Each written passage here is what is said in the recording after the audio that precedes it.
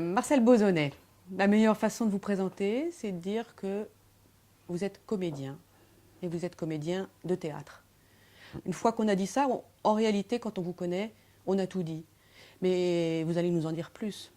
Parce qu'il faut aussi préciser que ce qui caractérise votre parcours, c'est aussi un engagement dans votre profession, un engagement dans votre époque, qui se traduit par un solide pédigré qu'on pourrait dire institutionnel, ou qu'on peut voir aussi comme un parcours d'engagement dans le théâtre comme service public, un engagement dans la cité. Dès le début, vous avez été professeur, vous avez travaillé sur la transmission de votre art. De 93 à 2001, vous avez dirigé le Conservatoire national supérieur d'art dramatique. Et puis, entre 2001 et 2006, vous avez été l'administrateur du théâtre français, la Comédie Française, où vous étiez rentré en 82, si mes souvenirs sont bons. Donc, vous étiez donc à la tête de l'institution reine du théâtre français. Et puis, en juillet 2006, grande surprise, votre mandat n'est pas renouvelé. Fin de parcours. Fin de parcours, non, parce qu'un parcours de comédien de théâtre, ça ne s'arrête pas comme ça. Quelques années plus tard, on vous retrouve sur les routes de Picardie, jouant Victor Hugo dans les gymnases de collège. Vous êtes en résidence à la Maison de la Culture d'Amiens. Et c'est de ce Bozonnet nouveau, si je peux me permettre ce jeu de mots, que nous allons parler. Donc Marcel Bozonnet, qu'êtes-vous devenu ? Qu'est-ce que je suis devenu? Effectivement, j'ai été sorti brutalement, comment dire, de la Comédie Française. J'avais rendez-vous avec le ministre, je lui apportais un projet pour 3 ans pour la Comédie Française. Je venais d'y passer 5 ans et je venais de travailler à ce projet. J'avais des idées pour les 3 ans à venir. Et très rapidement, il m'a dit dans la conversation que contrairement à ce qu'il m'avait écrit en décembre, eh bien, il ne me renouvelait pas dans mes fonctions. Donc là, c'était extrêmement violent. En tant que comédien, il est important que je décrive l'état de sidération physique, arrêt de la respiration que ça a procuré chez moi.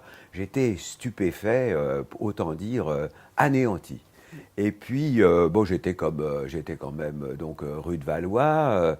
Le ministre, parce que l'entretien a été extrêmement court, je n'avais pas envie qu'il se prolonge, mais pas du tout envie, m'a quand même dit que donc je bénéficierais d'une subvention pour aider la compagnie que j'allais sans doute créer. Et effectivement, je l'ai remercié en lui disant que nos métiers étaient difficiles et que j'étais content d'être aidé par l'État pour créer cette compagnie. Et j'ai retraversé évidemment cette fameuse cour des colonnes Buren, j'ai annoncé mon départ. Le lendemain, un comédien a protesté dans la presse, il faut dire son nom, Éric Génovès, des autres se sont rangés derrière cette chose qui était quand même très curieuse. Vous en gardez un souvenir d'humiliation ou de... J'en garde le souvenir que, si vous voulez, toute épreuve est un cadeau des dieux. Et donc, j'ai déchiffré immédiatement ce qu'était dans le fond, ce qui me gênait dans la comédie française. Qu'est-ce qui vous gênait ? Eh ben, dans le fond, ce que j'aime dans la Comédie Française, c'est sa troupe, c'est son public, c'est son personnel, mais j'aime peu la société qui la constitue. Donc, mais ça, c'est un énorme débat qu'il faudrait avoir avec les sociétaires eux-mêmes, mais ça m'a permis au moins je peux être maintenant un analyste de la Comédie Française, puisque j'ai eu 3 moments. Le moment où on m'a engagé, et je ne m'y attendais pas du tout, parce que je n'avais pas fait le conservatoire. La Comédie Française n'était pas mon monde. Oui. En même temps, quand on m'y a engagé, c'était pour jouer Victor ou les enfants au pouvoir, une pièce que j'adorais, et j'ai eu envie de rentrer. Et quand on rentre dans une troupe, c'est immense que la troupe apporte. Donc très bien, il y a eu ce moment d'entrée, j'y suis resté, mais à mes 10 ans, j'en suis parti. j'en suis parti et j'ai dirigé le conservatoire. Donc, à la fois, je suis rentré à la Comédie Française, j'en suis parti volontairement et j'en ai été viré. Oui. Donc, c'est intéressant comme objet de réflexion. Et puis, voilà, d'être en train de faire un travail avec Judith Henry autour de Gélinec, à la demande de Gilbert Fillinger, qui dirigeait la Maison de la Culture d'Amiens. Donc il m'a proposé de rester à Amiens. Et j'avoue que vraiment, j'étais content. Ça s'est fait tout de suite. Pratiquement tout de suite. C'est-à-dire suite. dès le mois de septembre, au lieu d'aller à Place du Palais Royal, avec mon chauffeur, puisqu'on a un chauffeur quand on est administrateur de la Comédie Française, je suis parti à la Gare du Nord.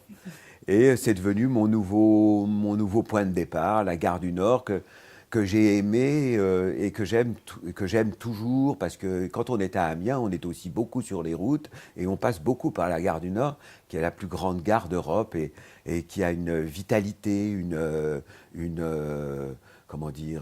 qui a une existence.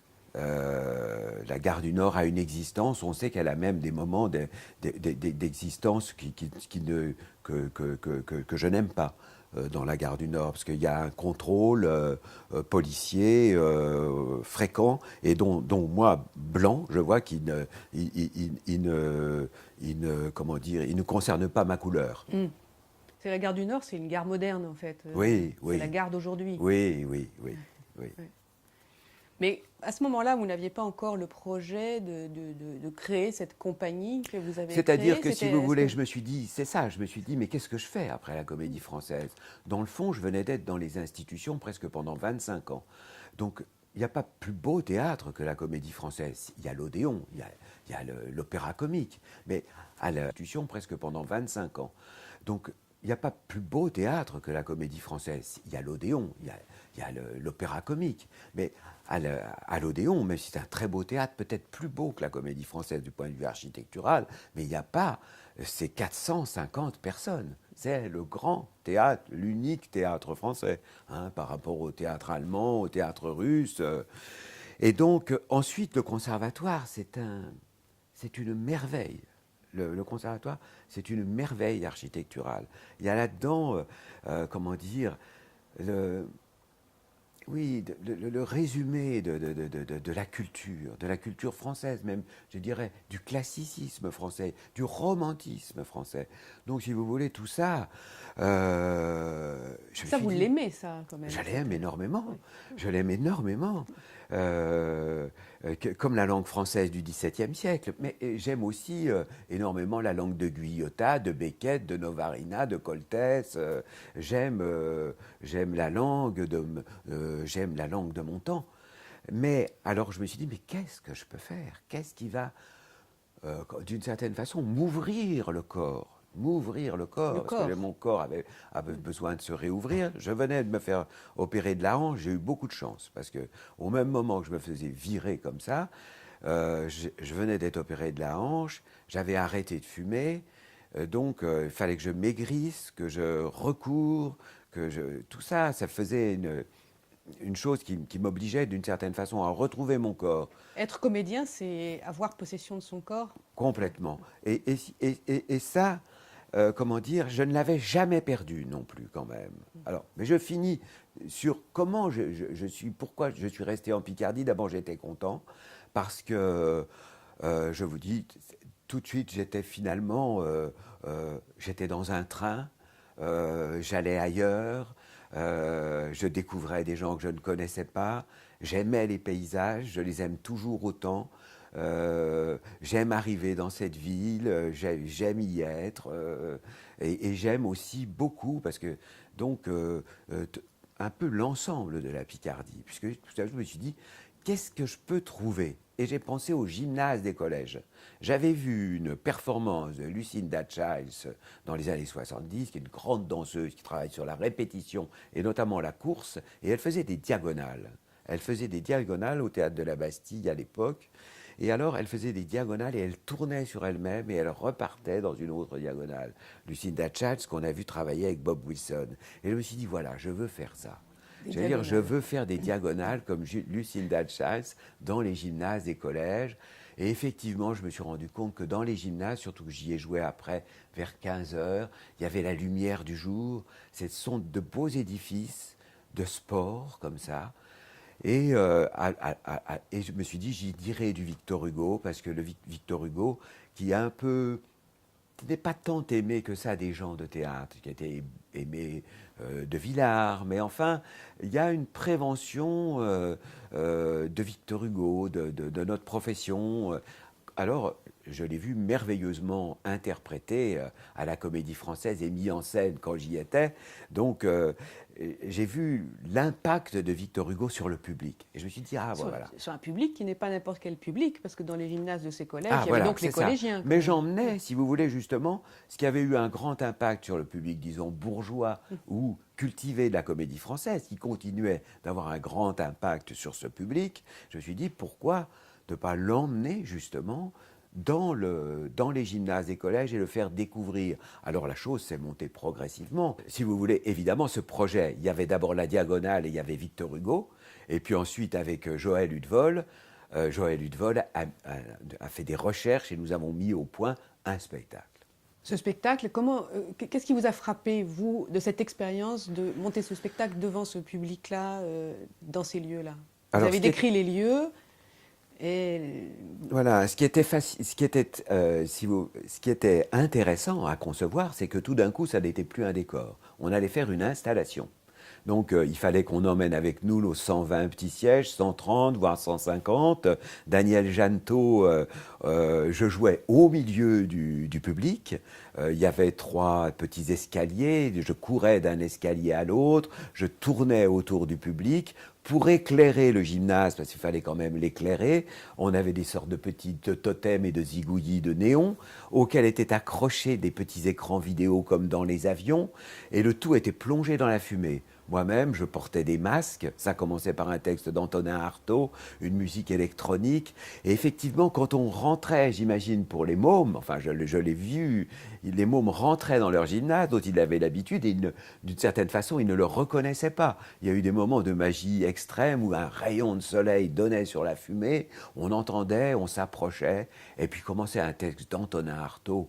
Antonin Artaud a une parole profonde, vraiment comme magique, comme si on appelait le théâtre au milieu du gymnase et que les dieux allaient descendre et que des fantômes allaient surgir.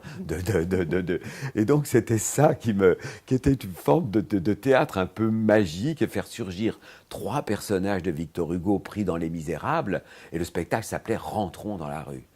Et vraiment, on était arrivé à cette thématique avec Joël Hudevol en pensant qu'on allait travailler sur la pauvreté, ce qui est un autre sujet que je trouve est très important. Et puis non, finalement, ça a été ce thème de l'insurrection. Et donc, on a emporté ça grâce à la Direction régionale des affaires culturelles de Picardie, grâce au rectorat, grâce à la Maison de la Culture, grâce aux conseils généraux dans les 3 départements. Et j'ai joué à 3 heures de l'après-midi dans les gymnases des collèges, en ayant vu les professeurs avant, principalement de français, mais je pouvais voir les professeurs de sport, d'histoire, de nouvelles technologies, en les ayant rencontrés avant. Et donc, évidemment, on avait choisi, tout le monde avait choisi, le Conseil général, l'éducation nationale, des collèges où les collégiens sont principalement des demi-pensionnaires. Alors là, on est dans le cas du jeune citoyen qui a très peu de chances d'aller au théâtre, parce que déjà, il va à l'école, l'autocar le prend le matin, et il le ramène à 4 heures de l'après-midi, c'est pour ça que je joue à 3 heures, et puis après, c'est très rare, ça existe, qu'un professeur de lettres, que des familles s'organisent pour les emmener voir exceptionnellement du théâtre. Mais ils sont trop loin des théâtres. Donc j'ai fait ces 36 gymnases de Picardie dans un état de, à la fois de fatigue et d'exaltation et de combat physique. Donc je trottinais autour de ces gymnases, donc dans la campagne, à proximité finalement de ce qu'on appelle maintenant le suburbain. hein, c'est-à-dire ce que décrivent les promeneurs, les sociologues. C'est vrai que ce sont des autoroutes, enfin de grosses routes qui vont vers les centres commerciaux, c'est le bassin de Roissy, enfin chaque chose. Alors je l'ai vérifié, j'ai vérifié à la fois la campagne, les chemins creux, me heurter à des villages nouveaux qu'on construit, qui sont construits un peu comme des escargots. Moi, évidemment, je courais dans ces villages vers 12h30, il n'y avait personne, quelques femmes abandonnées, je dirais, ou déjà aussi des formes de chômage ruraux, soit des villes de cadres, soit des villes pauvres. Voilà, j'ai finalement, en courant, pris mes marques. Et qu'est-ce que vous avez retrouvé ou découvert de votre métier en courant autour des gymnases par rapport à votre expérience je me suis prestigieuse de oui, la mais Comédie Française? justement, Est-ce que c'est le même métier? Ah, mais enfin, oui, bien sûr. Ah, bah, ça, c'est évident. D'abord, c'était absolument le même métier, dans les conditions, d'ailleurs, maintenant, si vous voulez, grâce aux nouvelles technologies, ce qu'on a appelé le théâtre de Tréteau, on peut arriver à des réussites acoustiques. D'abord, les gymnases, certains ont maintenant de très bonnes acoustiques. Donc, qu'est-ce qui compte pour un acteur déjà? C'est l'acoustique, hein. Donc, même avec des micros HF, on peut retrouver de très bons, il n'y a la limite de l'acoustique n'existe plus.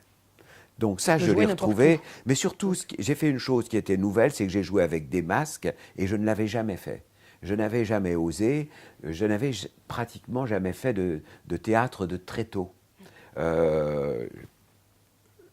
J'avais fait du théâtre s'approchant avec de la Commedia dell'arte et pas avec n'importe qui. Et ça, je l'avais fait à la Comédie Française avec Dario Fo, grand maître italien de la chose.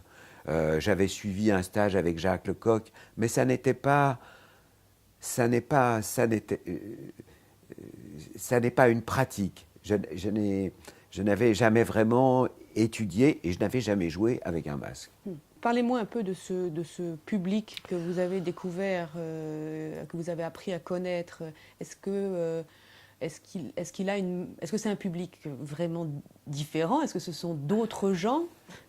Et est-ce que vous avez un sentiment différent de votre rôle auprès d'eux que quand vous jouez D'abord, c'est ce qu'on appelle un public captif. Donc, ce sont des gens qui se connaissent. Hein. Quand vous arrivez qui vont au théâtre, mais ils se connaissent. Ils sont dans la même classe, ils sont dans la même année des classes. Donc, ils sont évidemment beaucoup plus chahuteurs.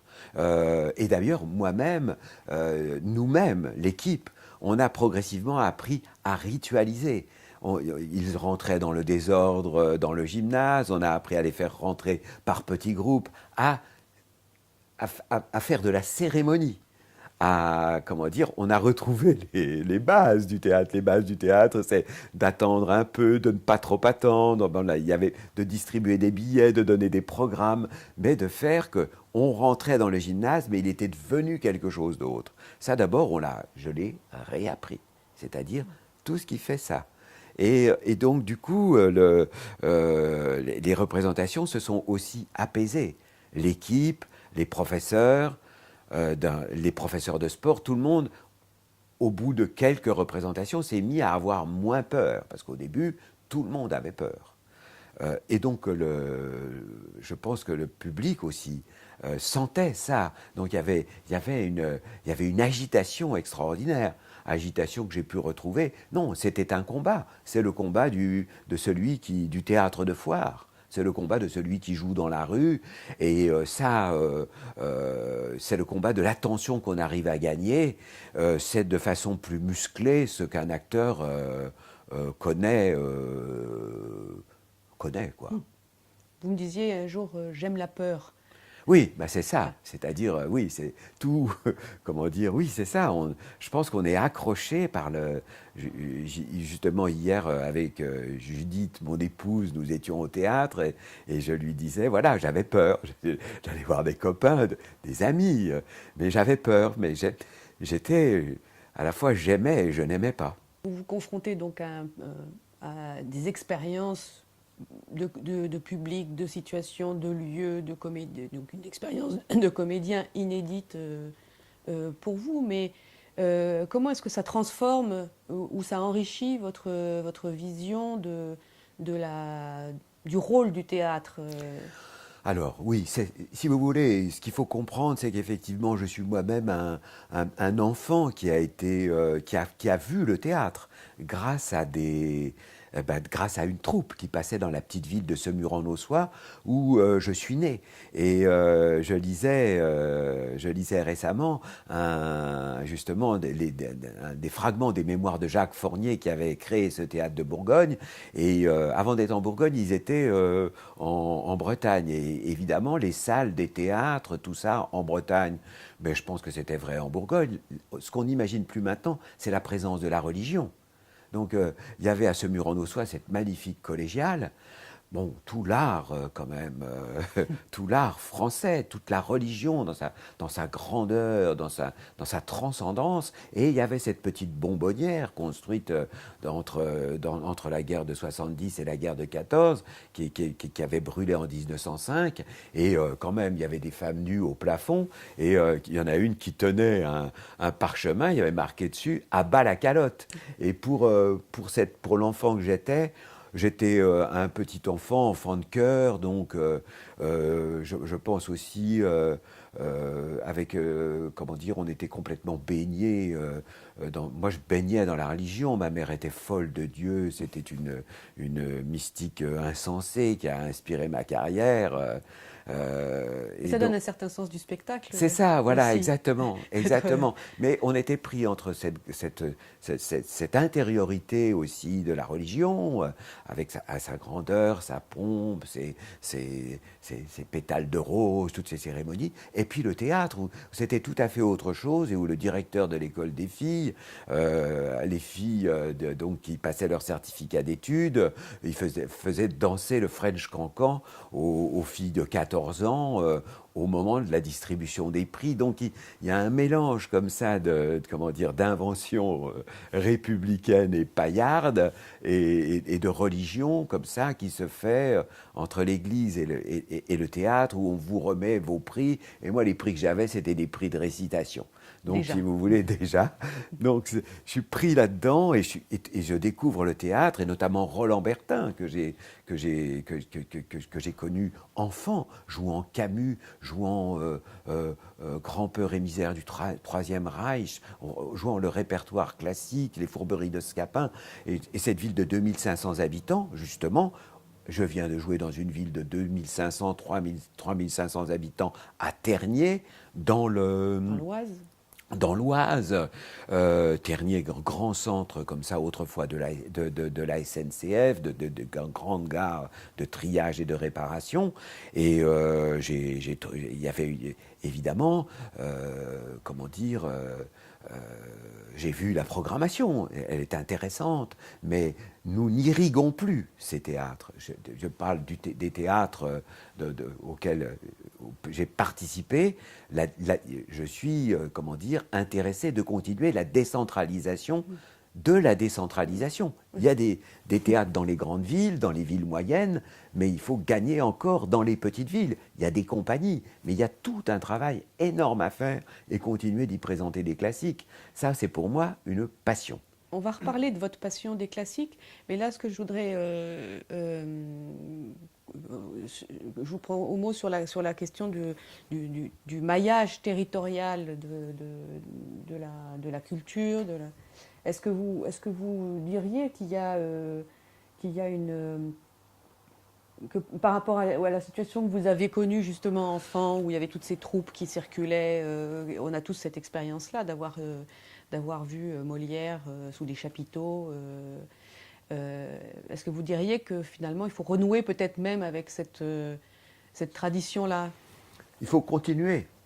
Même l'idée de renouer, je pense que non, il faut étudier. Il faut d'abord étudier l'héritage, c'est-à-dire effectivement pour penser ce qu'on fait aujourd'hui, il faut, comme disait Le Goff, il faut étudier. L'héritage se conquiert. Il faut toujours réfléchir aux conditions de création de la décentralisation. Mais la décentralisation, elle a été en même temps. Il faut continuer d'étudier la société parce que, si vous voulez, le nombre de gens qui maintenant sont susceptibles d'aller au théâtre est beaucoup plus grand. Le nombre d'étudiants est beaucoup plus grand, de personnes cultivées. La société française, elle a énormément changé. Donc, d'une certaine façon, ce qui existe en matière d'équipement culturel a accompagné ce changement de la société française. Mais il faut le poursuivre. Et c'est vrai qu'il faut continuer, parce que certains le font. Mais il ne faut pas perdre de vue que le bâton de pèlerin, je dirais, doit constamment être repris.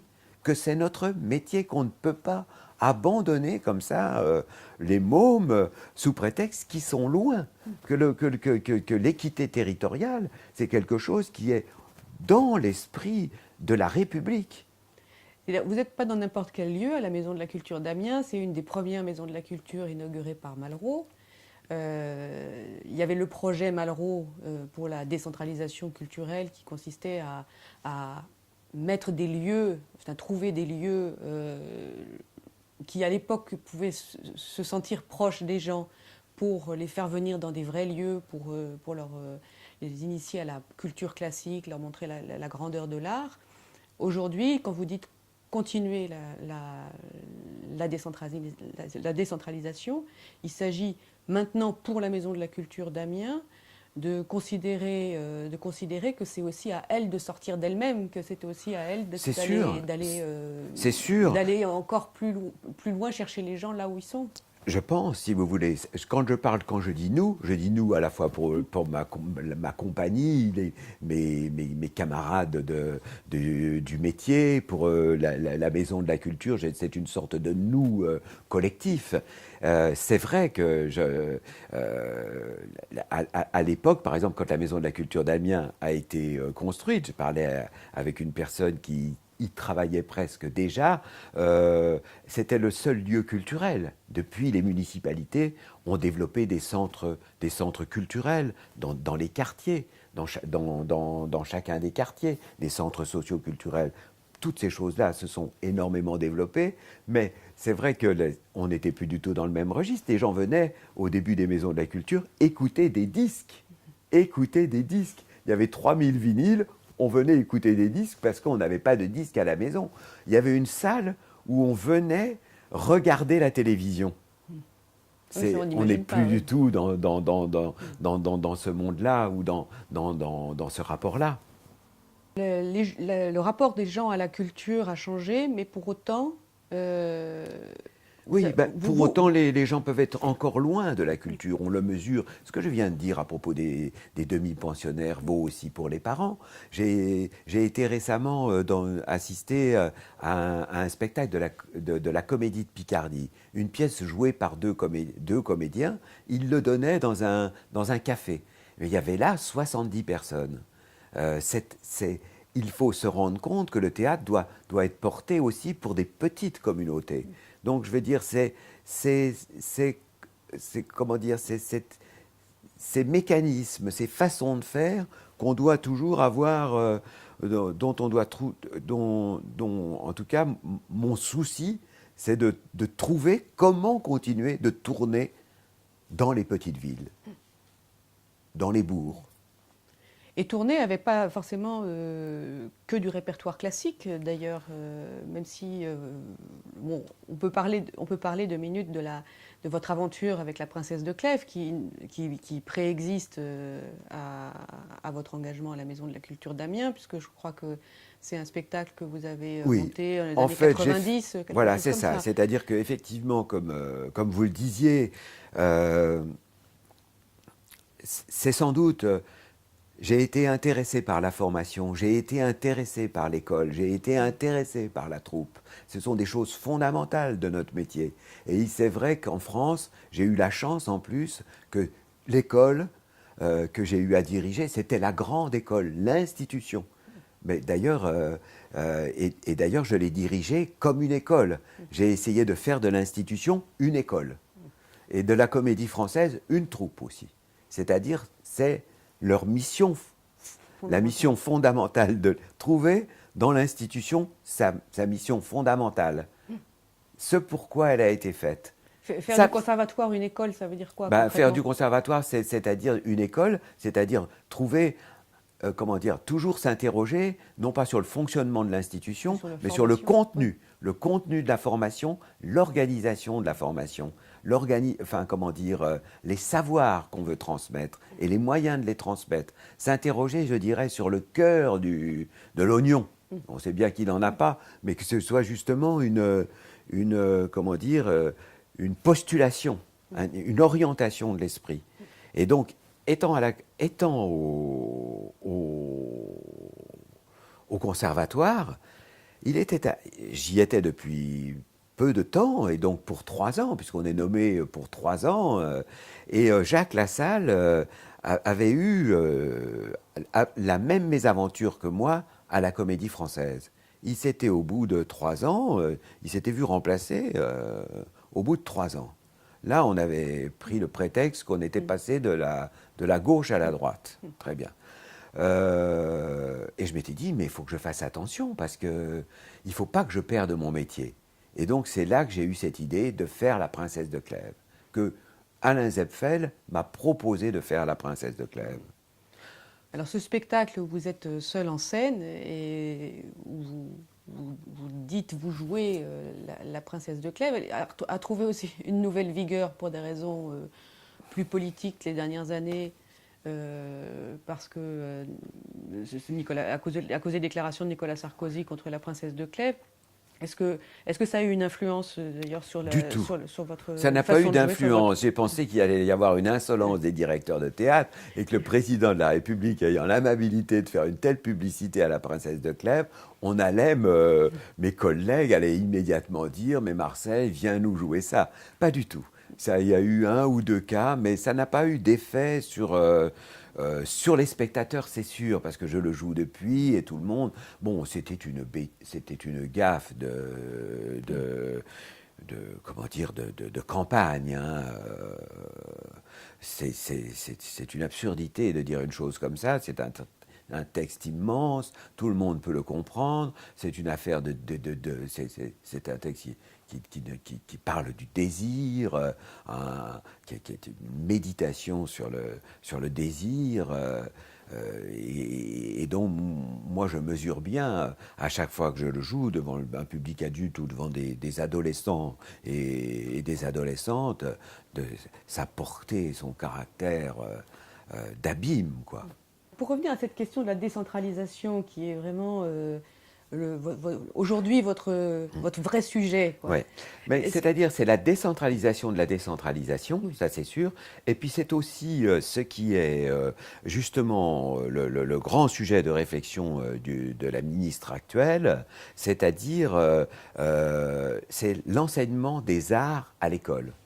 Et ça c'est très important. Parce que, effectivement, on sait, depuis ma jeunesse, d'abord, ce sont mes professeurs qui m'ont fait faire du théâtre à l'école, hein. Au collège, au lycée, mes professeurs de lettres, les proviseurs qui ont favorisé ça. Et c'est eux qui m'ont donné ce goût, c'est le temps qu'ils ont passé à nous apprendre la littérature et de ce fait à nous faire aimer le théâtre. Alors ça, maintenant, on a développé des classes théâtre. Et je mesure, si vous voulez, à quel point l'art peut avoir des facultés de développement pour l'individu. Il m'arrive de voir, j'ai vu un groupe de jeunes Amiénois venant de tout, du centre-ville, mais aussi des quartiers, se lancer dans une aventure de groupe de théâtre. Je les ai vus partir en septembre dernier et arriver à l'été, ils étaient transformés. Ils étaient transformés parce qu'ils avaient vécu en société, ils avaient exprimé quelque chose avec leur corps, ils étaient rentrés dans un autre rapport à la langue, puisque quand on joue, on doit apprendre par cœur, donc on parle autrement. Il y a quelque chose de très qui transforme profond. L'art, pratiqué même de façon amateur, peut profondément transformer l'individu. Ça, j'y crois beaucoup. Donc, cette question de la démocratisation, aussi de l'accès à l'art, mais de la pratique de l'art. Ça me paraît vraiment très important, et aussi de l'éducation populaire. Et je veux dire à quel point, moi, je dois quelque chose à l'éducation populaire, mais de profond. Et vraiment, j'ai fait ce stage à Semur-en-Auxois, qui était dirigé par un spécialiste de théâtre qui s'appelait Maurice Massuel, mais là aussi, il y avait à ses côtés une jeune femme qui s'appelait Marie-Jo Gros, et cette Marie-Jo Gros, quand je suis devenu comédien, m'a ensuite envoyé à Paris travailler avec une danseuse américaine qui était de la génération de Cunningham, et qui avait fait l'école de Martha Graham. Donc tout d'un coup, mon corps de petit de Semur-en-Auxois, qui n'était pas doué à la gymnastique, sauf à la course à pied, comme j'allais pu le vérifier plus tard, a été transformé par cette culture américaine. Et cette culture américaine, c'est dans l'éducation populaire que je l'ai appris. Et ça, je trouve ça, j'ai une gratitude immense pour ça. L'éducation populaire m'a fait voyager. Et ce que je me dis maintenant, c'est que l'éducation populaire, on a continué d'en parler. On a donc continué d'en parler. Bien sûr qu'on a continué d'en parler. Les moyens se sont réduits de plus en plus, mais les mômes, ça ne les a pas arrêtés. J'arrive de la Guadeloupe, moi, où j'ai fait un atelier à la Guadeloupe. Très bien. J'ai fait un atelier avec des gens qui aiment le théâtre en amateur, de jeunes professionnels, de jeunes femmes professionnelles, chanteuses, des gens qui ont fait un parcours classique, je dirais, d'apprentissage du théâtre. Et il y avait là-bas aussi 2 garçons, breakdance, hip-hop. Ces 2 mômes étaient absolument merveilleux. Moi, je leur ai dit, écoutez, je peux pas faire l'échauffement. Moi, je le fais, j'achète des DVD à la Fnac, et puis je fais mes exercices en regardant sur mon ordinateur. Je ne vais pas vous faire ça. Vous, messieurs, vous êtes quand même de grands danseurs. Ce sont de grands danseurs, ces jeunes gens. Ils ont une forme d'inculture considérable, mais la culture de leur corps, là où ils en sont avec leur corps, ils ont le mental d'un danseur de l'Opéra de Paris. Hein. Et donc, je me dis, effectivement, ceux-là, je veux dire, ces poignets-là, ils sont quand même pas mal, ils s'en sont sortis tout seuls. L'art, ils l'ont trouvé par eux-mêmes, et ils se le transmettent. C'est quelque chose, vous savez, pour les gens de ma génération, qui est considérable. Parce que ça, c'est la réponse à l'éducation populaire qu'on leur a pas, qu'on a transmis, mais en miettes, avec des miettes. On a donné des miettes. Vous trouvez que ça devrait être aujourd'hui un vrai chantier national? Mais c'est le chantier national, ça a été décrété comme tel. Hein.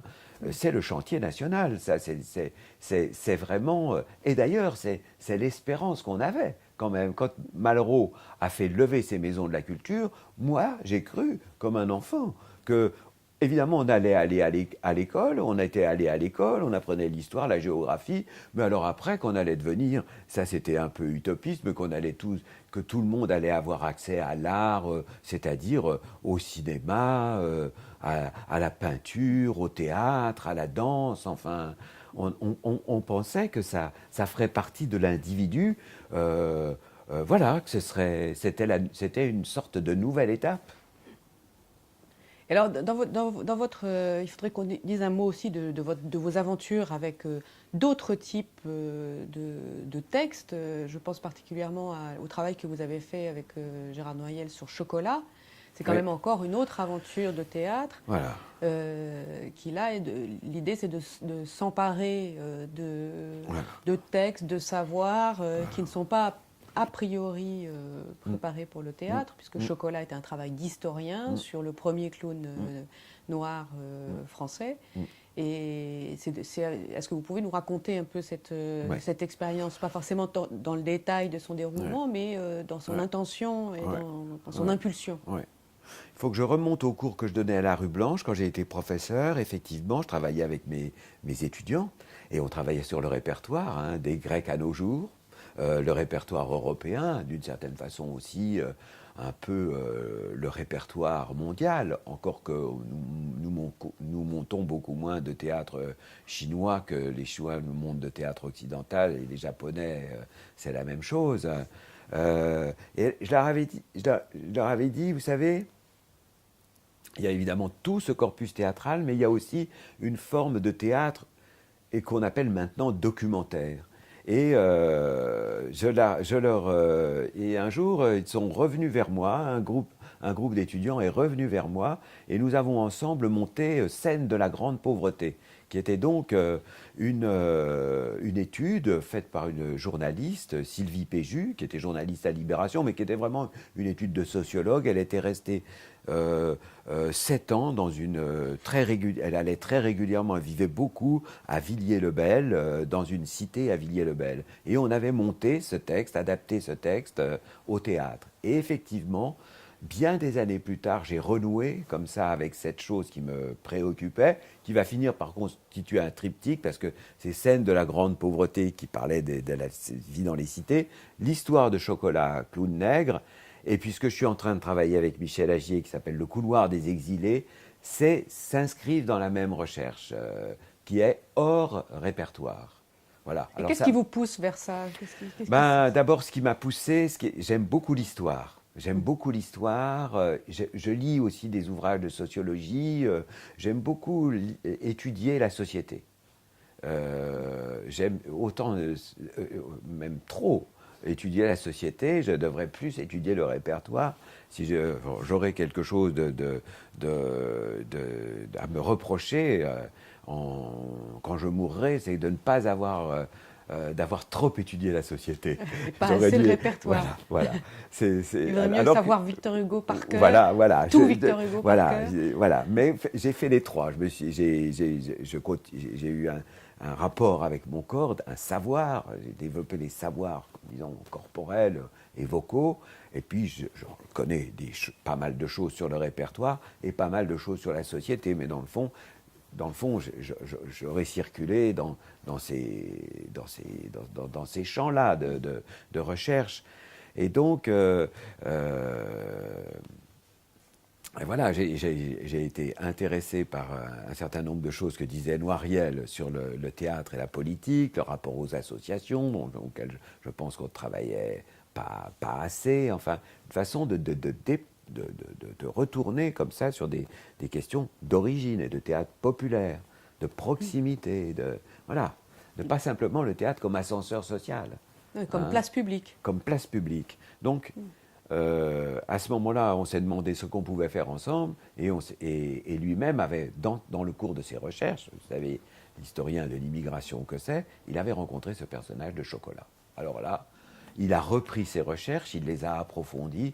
Moi, de mon côté, j'ai aussi essayé de comprendre quelle était cette vie, et ensemble, nous avons écrit ce qu'on peut considérer comme qu'on a appelé une fantaisie tragique, parce qu'il fallait donner à ces recherches historiques une forme, et comme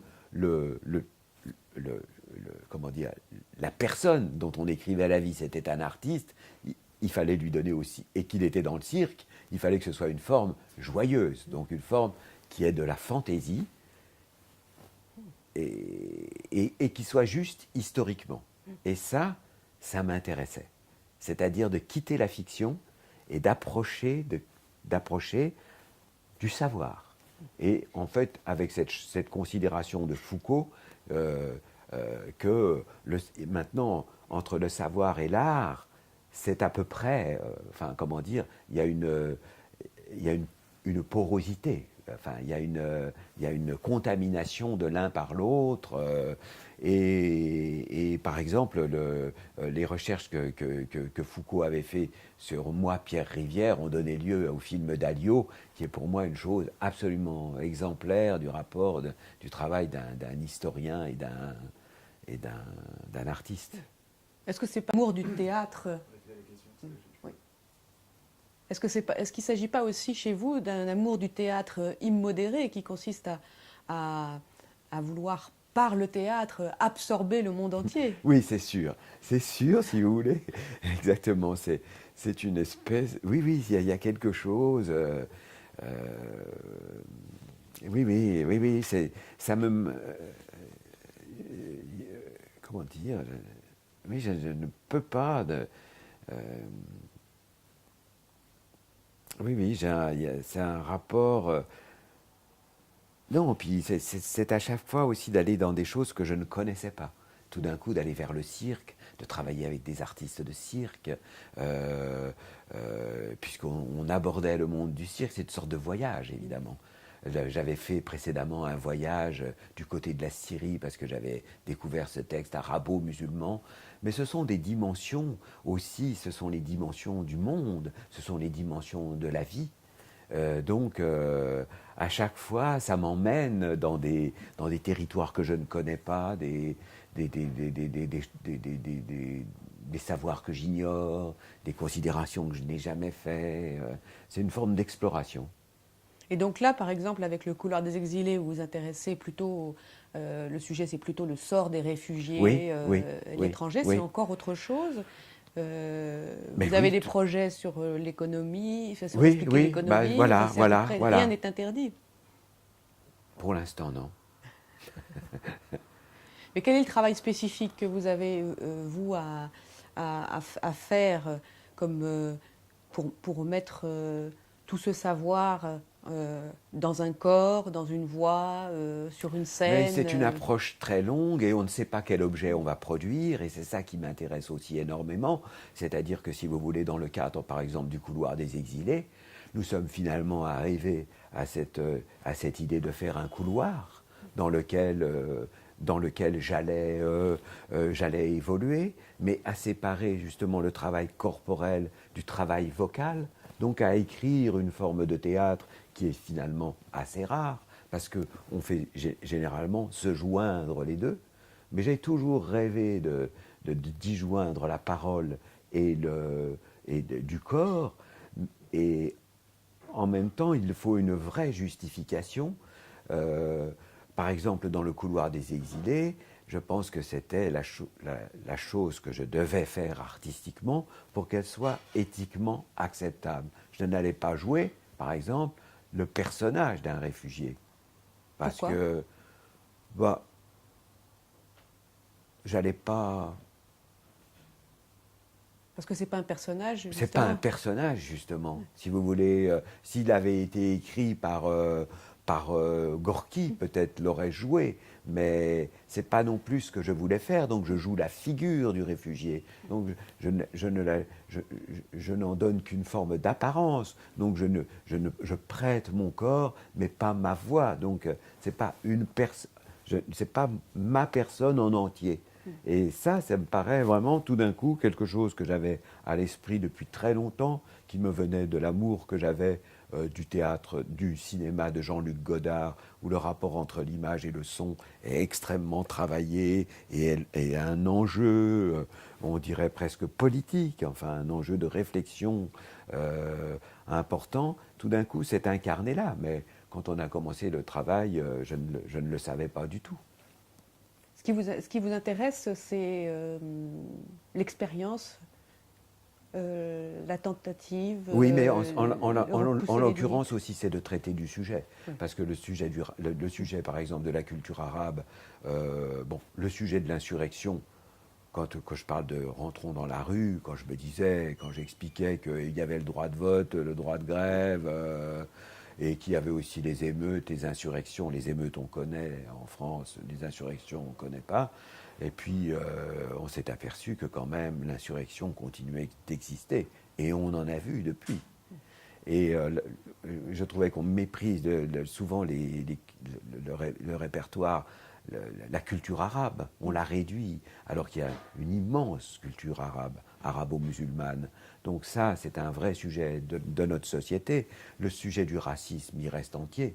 Hein. Le sujet le sujet de l'immigration, donc ce qui est le sujet du spectacle, c'est un vrai sujet. J'ai envie aussi quand je fais mon métier, que ce ne soit pas séparé des interrogations que j'ai sur la société. Vous êtes un homme de votre temps. Autant que faire se peut. Et comment est-ce que vous arrivez intérieurement à naviguer entre justement les classiques et cette préoccupation tellement contemporaine? Oui, mais c'est justement, si vous voulez, de toute façon, oui, bah c'est par l'exercice, parce que je fais voilà, je fais un échauffement vocal, que je sois en train de dire un texte de Michel Agier ou un texte de Madame de Lafayette. De toute façon, il faudra dire ce texte dans une certaine acoustique. Donc, c'est mon instrument. Je continue de travailler mon instrument avec lequel j'interprète des musiques contemporaines. Comme vous savez, un violoncelliste peut jouer une suite de Bach et puis après, il peut gratter, puis jouer une pièce de Kagel. Jusque je n'irai pas à casser mon violoncelle, c'est la limite, c'est ma limite en matière de modernité. Mais quand on est comédien et comédien de théâtre, on cherche du public pas seulement pour son propre ego, mais il y a quelque chose, il y a un moteur de partage, d'envie d'embarquer le monde entier avec soi. C'est sûr. C'est-à-dire que si vous voulez votre instrument, c'est lui aussi. Là, moi, ce que je peux travailler, disons que c'est l'image qui me vient, mais c'est l'âme de l'instrument. Dans un violoncelle, il y a une âme. Alors bon, vous amenez, voilà, mais ce dans quoi ça va résonner, c'est le public qui va le faire résonner. Donc c'est pour ça que vous savez, il y a cette espèce de quête comme ça, parce que évidemment, on le cherche, le public. Là, justement, dans le spectacle Le Couloir des Exilés, pour l'instant, on était ce qu'on appelait une petite jauge, c'est-à-dire le nombre de spectateurs, 90. Et puis à un moment donné, je me suis dit, mais on ne peut pas jouer devant 90 spectateurs, c'est trop intime, ce sujet, c'est un grand sujet, c'est un sujet public, on pourrait être 250, et si on arrive à mettre 500 personnes, pourquoi pas il faut trouver après, par rapport à notre installation, quelque chose de proportionné, mais parce que j'avais besoin, parce que ça retentit. Évidemment, si vous jouez devant 25 personnes, une chose extrêmement, comment dire, c'est tout à fait une autre façon de jouer. Mais le public vous constitue, c'est lui qui vous fait. Et vous diriez qu'aujourd'hui, par exemple, si on veut dire en quelques mots votre mission, rentrons dans la rue, ça vous va pas mal? Ah, j'adore. C'est le thé, et puis l'expression c'est un titre que Joël Hudevol a trouvé, qui est le directeur du département des arts et spectacles à la Bibliothèque nationale, un ami qui était bibliothécaire de la Comédie Française. Et donc, il a trouvé ce titre « Rentrons dans la rue » et reconquérir la rue. Oui, ah oui, ça, c'est absolument... oui, c'est ça. Parce que aussi, de la même façon que je vous ai parlé du hip-hop, aussi je trouve cette place qu'occupe maintenant le théâtre de rue change. Enfin, ça a été les deux grandes transformations. Et la danse. Ça a été les trois grandes transformations, me semble-t-il, de mon métier.